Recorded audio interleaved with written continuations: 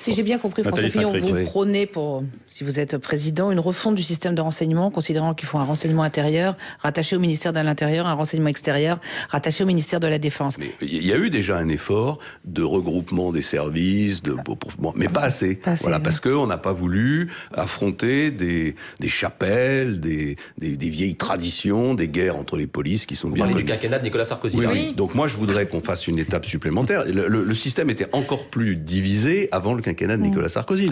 L'erreur qui a été commise, à mon sens, c'est d'avoir créé un coordonnateur des services de renseignement placé auprès du président de la République. Je pense que c'est une erreur. C'est une erreur à la fois parce que un coordonnateur, ça coordonne rien du tout. Ça montre au contraire qu'il y a une division du système. Et deuxièmement, je pense qu'il faut que le président de la République reste à sa place. Il est le chef des armées. Il a le droit, évidemment, à avoir toute cette information. Mais il n'a pas de responsabilité devant le Parlement. Et à partir du moment où il n'a pas de responsabilité devant le Parlement, il ne doit pas gérer directement des services de l'État. C'est le rôle du gouvernement. Non, je ne dis pas du tout que le président de la République n'est pas le chef des armées, c'est bien à lui de décider. Mais la gestion quotidienne des services, parce qu'à partir du moment où vous faites remonter à l'Élysée la gestion des services, le fonctionnement quotidien des services, vous faites remonter une tâche administrative dans un endroit qui n'en a pas les moyens et qui n'est pas responsable devant le Parlement, donc je pense que c'est une erreur.